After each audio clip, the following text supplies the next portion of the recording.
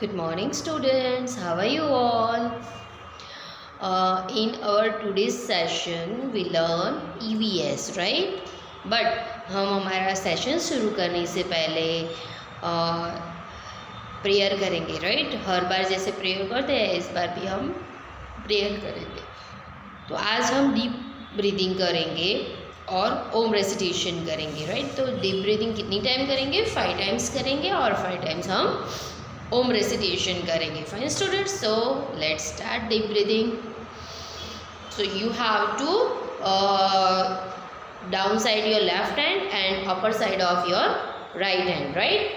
Like this situation, left hand down side and right hand up side, ठीक है? इसको ऐसे स्ट्रेट करना है, आपकी गोद में रखना है, अपने लेग क्रॉस करने हैं, है ना? और अच्छे से डीप ब्रीदिंग करना है, ठीक है? जितना रोक सकते हैं उतना रोक के फिर उसको ब्रीथ आउट करना है, right? So breathe in, breathe out, right? So let's start. Breathe in,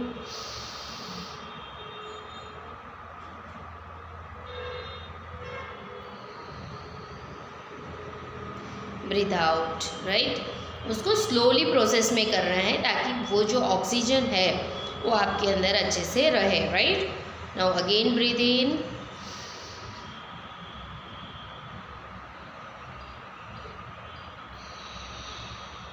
breathe out, slowly slowly breathe out करना है, right? Now breathe in,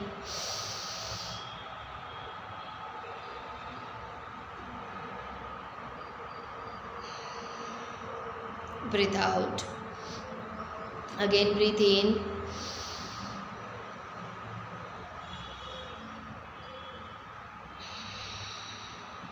breathe out, again breathe in,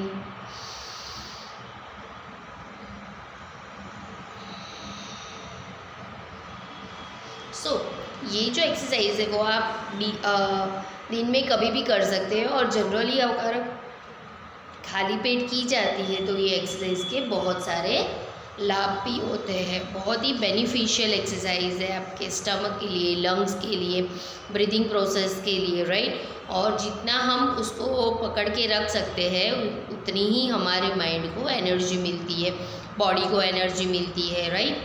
और ब्लड सर्कुलेशन जो होता है, जो खून पूरे बॉडी में घूमता है, बहुत ही अच्छे से घूम पाता है। कई बार ऐसा होता है कि ऑक्सीजन ना मिलने की वजह से हमें कुछ डिसीज़ हो जाते हैं, जैसे कि ग्रीन कलर के सर्कल्स हो जाना, स्कार हो जाना। तो वो ये एक्सरसाइज से धीरे धीरे धीरे कम होने लगते हैं क्योंकि हमें ये एक्सरसाइज थ्रू ऑक्सीजन बहुत ही अच्छे से मिलता है, इसलिए, right? Now we are doing a Om recitation. So for Om recitation you have to do this mudra, right? First finger and thumb you have to do this mudra. Your both hand put on your knee and your back should must be straight. ये जो back part है वो straight होना चाहिए, eyes close होनी चाहिए और मन में एक पॉजिटिव एनर्जी के साथ, पॉजिटिव विचार के साथ आपको ये एक्सरसाइज करनी है। लाइक जब आप ये एक्सरसाइज करते हैं आइज़ क्लोज करके यहाँ पे ओम देखने का ट्राई करना चाहिए और बोलना चाहिए, ठीक है? Let's start.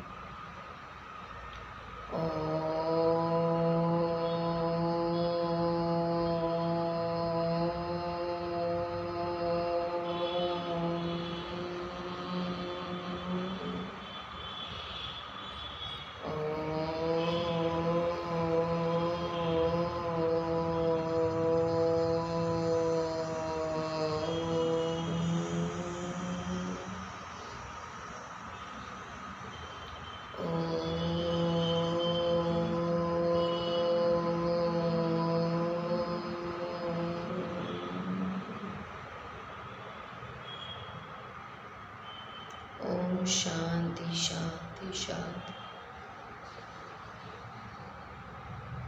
So my lovely students, आपने देखा कि ओम रेसिटेशन करके हमें कितना अच्छा लगता है, कितना बेनिफिशियल लगता है हमारे बॉडी के लिए। और जैसे जैसे आप ये ओम रेसिटेशन करना शुरू करेंगे, पहले दिन, दूसरे दिन, तीसरे दिन, तो आप जो ओम बोलने की प्रोसेस है वो धीरे धीरे धीरे लंबी होती जाएगी। जैसे पहले हम करते थे तो सिर्फ 1 सेकेंड के लिए होता है ओम, फिर उसकी हम प्रैक्टिस करते हैं तो कम से कम 10 से 15 सेकेंड तक उसको हम लंबा खींच सकते हैं। ओ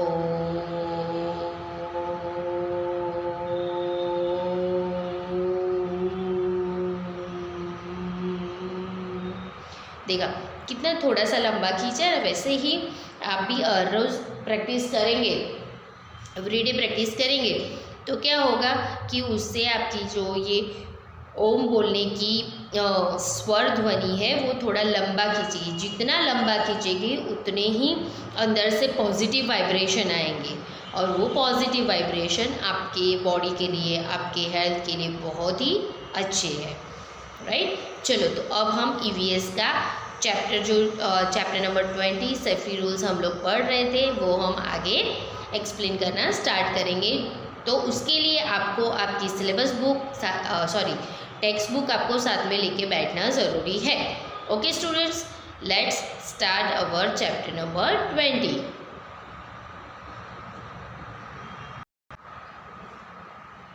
सो चैप्टर नंबर 20 सेफ्टी रूल्स हमने देख लिया था कि अब हम स्कूल बस में जाते हैं या बस में जाते हैं तो हमें कैसे बिहेव करना चाहिए, कैसे रूल्स को फॉलो करना चाहिए। जब हम रोड क्रॉस कर रहे हैं, ट्रैवलिंग कर रहे हैं, तो हमें किस तरह से वो रूल्स को फॉलो करना चाहिए। जैसे कि हम रोड क्रॉस कर रहे हैं तो we must have to walk on the zebra crossing, we must follow the pedestrian light, we must have to walk on the footpath when we are walk on the road, right? And when we are traveling through bus, or when we do not move our hand, leg, face outside of the bus, van, auto rickshaw, right? And we do not disturb to the driver, because if we are disturbed to the driver, so it's maybe possible for the accident, any kind of accident. So we must have to follow the safety rules. Now today we learn about more safety rules, right? How do we play, how do we swim, how to give the first aid treatment to the injured person, right students? So let's start.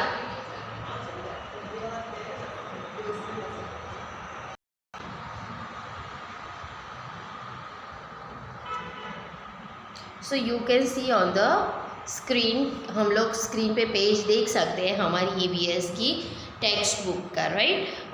And here in this picture Rahul is playing some balls with his friend, right? So let's see what the Rahul done, right? Rahul follows safety rules and therefore he is safe. अब देखिए मैंने broad कर दिया है। अब इसमें क्या लिखा है? Rahul follows safety rules. Rahul follows safety rules and therefore he is safe, right? He takes care that he मतलब राहुल क्या करता है, जो सेफ्टी रूल्स जितने भी है उसको फॉलो करता है, इसलिए वो हमेशा सेफ रहता है। And he takes care that he मतलब, और इसलिए वो जब खेलता है, जंप करता है, रन करता है, क्लाइंब करता है, कुछ भी करता है तो वो कौन कौन सी चीज़ें ध्यान में रखता है। Play games in the park, place games मतलब खेलना, कोई भी गेम खेलना, इन अ पार्क और a playground, does not climb on Windows.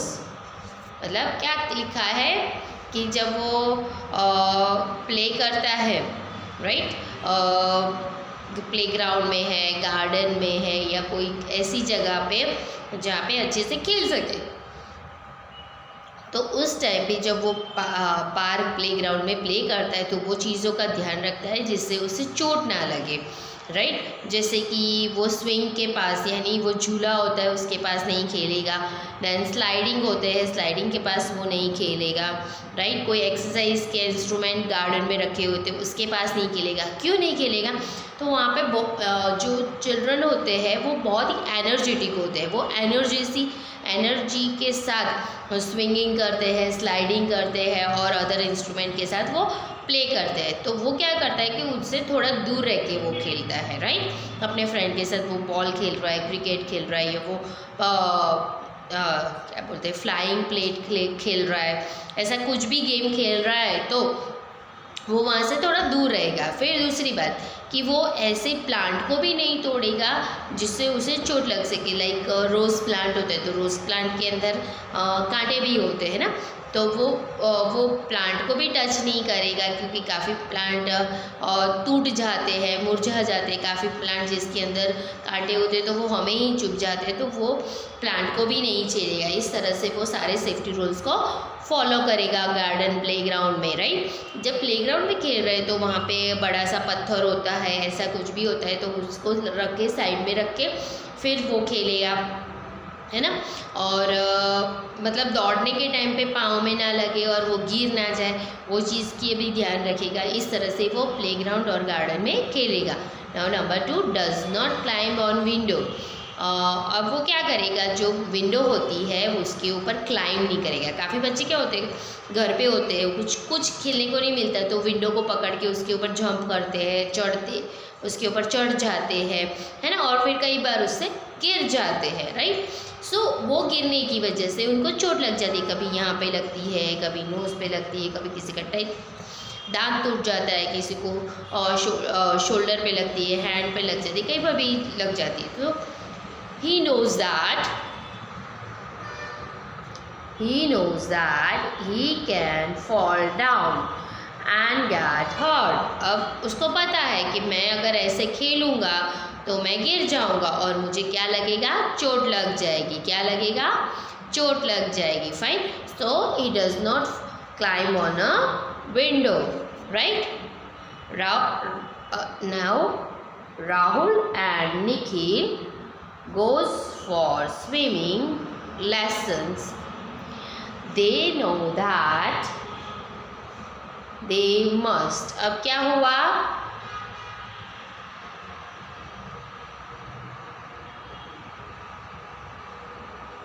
एक सेकेंड हाँ बच्चों।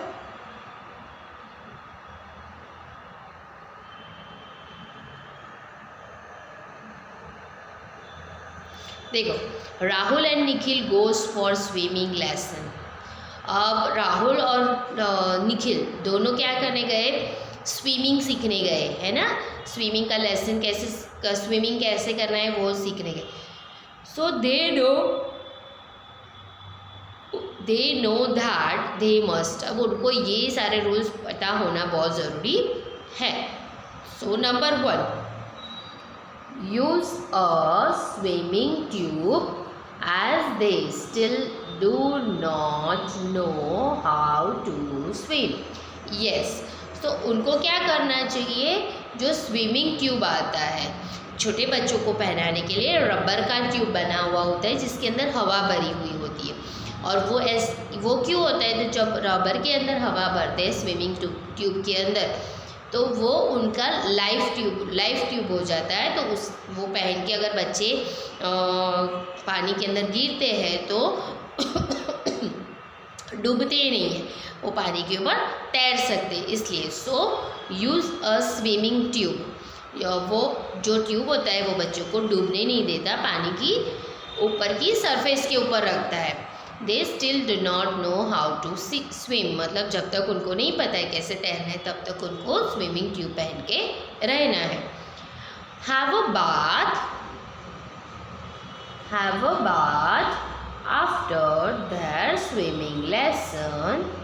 दे मस्ट, एक मिनट, दे मस्ट नॉट बी, अब क्या है कि जब भी हम स्विमिंग करते हैं, चाहे वो हम लोग वाटर पार्क में गए हो या फिर कोई रिजॉर्ट पे गए हो, कोई फार्म हाउस पे गए हो और वहाँ पे स्विमिंग पूल है, तो वहाँ पे हम स्विम करते हैं। तो स्विम करने के बाद बाहर एक बाथ लेने के लिए छोटा सा कैबिन होता है। तो यू मस्ट, सभी बच्चे बड़े सबको ना स्विमिंग करने के बाद वो बाथ लेना ज़रूरी है। वो क्यों ज़रूरी है? तो वो क्लोरीन वाला पानी होता है और क्लोरीन वाला पानी जो है वो स्किन को हार्श कर सकता है, उसका कलर डल कर सकता है ना, हमारे बाल को बिगाड़ सकता है। So we must have to take a bath after swimming, right. हमें स्विमिंग करने के बाद बाथ लेना ज़रूरी है। नाउ नेक्स्ट क्या लिखा है देखते हैं हम। दे मस्ट नॉट, अब क्या लिखा है? Go into deep water. अब उनको क्या नहीं करना है? दे मस्ट नॉट, ये चीज़ उनको नहीं करनी है। तो गो इनटू डीप वाटर, अब पानी के बहुत अंदर उनको नहीं जाना है, राइट। पानी के बहुत अंदर नहीं जाना है। क्यों नहीं जाना है? तो क्योंकि उनको स्विमिंग नहीं आता। अब स्विमिंग नहीं आता और पानी के अंदर जाने की वो कोशिश करेंगे या ट्राई करेंगे, सो व्हाट हैपन, वो डूब जाएंगे पानी के अंदर और डूब जाने के बाद वो उनके साथ कोई भी इंजरी हो सकती है। पानी मुंह के अंदर चला जा सकता है, बेहोश हो सकते हैं और अंदर ऑक्सीजन नहीं मिलता है, किस तरह से लेना है। सो ये सारी बहुत सारी चीज़ें हो सकती है। That's why don't go into the deep water, right. अब go alone for a swim, so don't go alone for a swim, अकेले स्विम करने जाना चाहिए नहीं। क्यों नहीं जाना चाहिए? Because we don't know how to swim. अगर हमें पता नहीं है कि हमें किस तरह से स्विम करना है, हमें स्विमिंग नहीं आता है, तो हमें अकेले स्विम करने जाना चाहिए नहीं। इससे भी एक्सीडेंट हो सकता है, हम डूब जाएंगे और डूब जाएंगे, हमारे साथ कोई नहीं होगा तो हमें बचाएगा कौन? सो इसलिए हमेशा जब भी स्विमिंग सीखने जाते हैं तो हमारे साथ बड़ों को, हमारे कोच को रखना बहुत ही ज़रूरी होता है। Fine students, now next.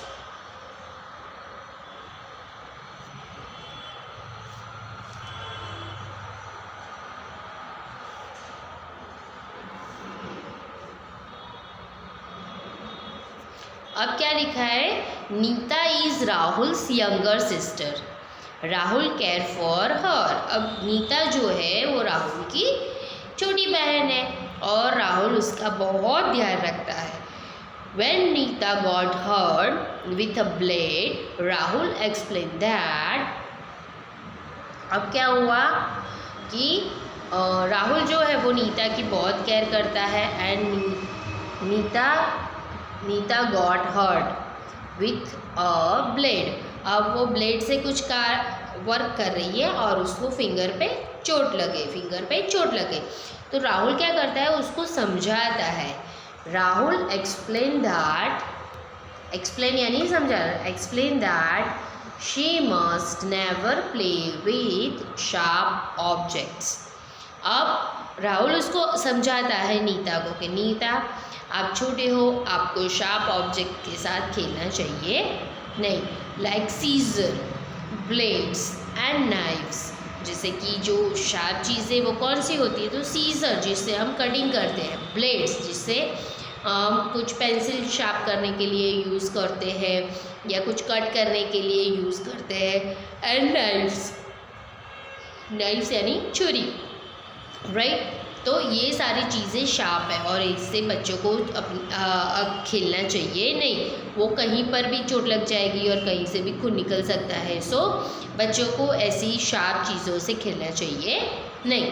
He also told her that she should not touch. He also told her that she should not touch electric wires. राइट, वो ये भी बताता है कि उसे इलेक्ट्रिक वायर्स, एक सेकेंड,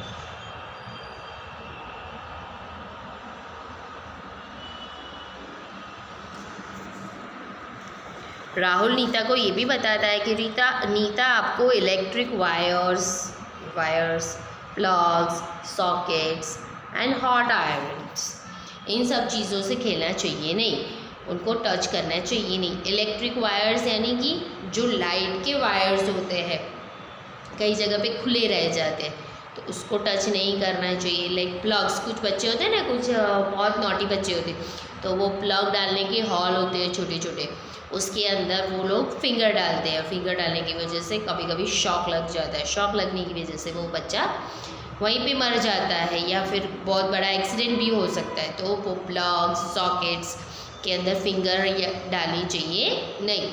एंड हॉट आयरन, जब मम्मा कपड़े प्रेस कर रहे हैं ना, मम्मा कपड़े प्रेस करते हैं, पापा प्रेस करते हैं, या दीदी या भैया करते हैं, तो कई बार ना बच्चों बोलते हैं लाओ ना मैं करूँ मैं करूँ मैं करूँ, ऐसा मतलब बच्चों को एक्साइटमेंट होता है कि मैं उनको हेल्प भी करूँ और मुझे भी कुछ नया आए, तो हम लोग उसको डांट देते हैं।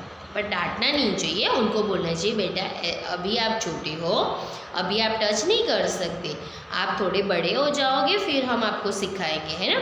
इस तरह से हमें उनको समझाना चाहिए कि अगर आप ये बहुत गर्म है और आप टच करोगे, आपको पता नहीं है कैसे करना है, और आपको गलती से स्किन पे टच हो गया तो वो जल जाएगा हाथ और आपको बहुत ज़्यादा चोट लग सकती है।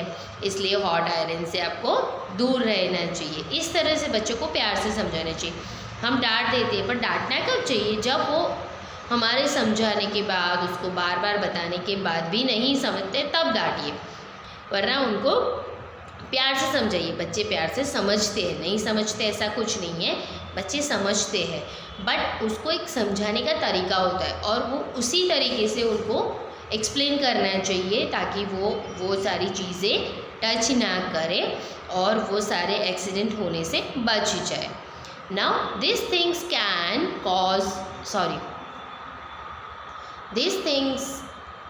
Cause harms. ये सारी चीज़ें क्या है? तो ये सारी चीज़ें हमें हार्म पहुंचा सकती है, चोट पहुंचा सकती है ना। So we must have to take a distance from this harmful objects. He also explained to her that matchstick and fire can burn her skin.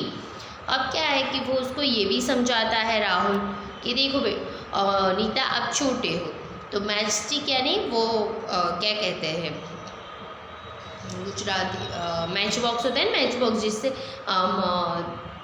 एक स्टिक निकालते हैं, ऐसे करते हैं तो वो फायर होती है, राइट।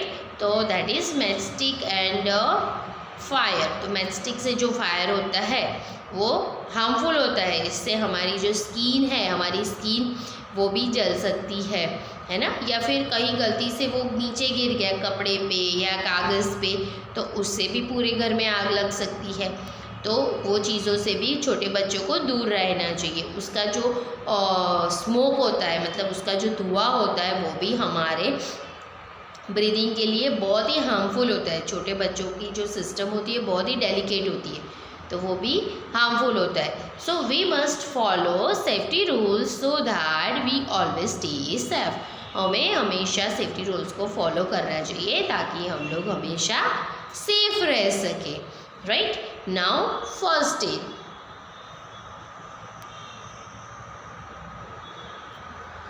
अब देखो राहुल क्या है, राहुल कुछ खेलते खेलते गिर गया, टेकिंग हेल्प इन हर्ट। अब वो गिर गया तो उसने अपनी मम्मा को बताया और उसकी मम्मा क्या लेके आए? First aid box. देखो आप देख सकते हैं ये फर्स्ट एड बॉक्स है ना। देखो अब फर्स्ट एड बॉक्स में क्या है? बैंडेज है, सीजर है, डेटोल है और कुछ टैबलेट्स है। और मम्मा के हाथ में क्या है? मम्मा के हाथ में ऑइंटमेंट है। ऑइंटमेंट यानी घाव के ऊपर लगाने के लिए जो क्रीम आती है वो, right. So first aid treatment हम लोग कब देते हैं? Rahul knows that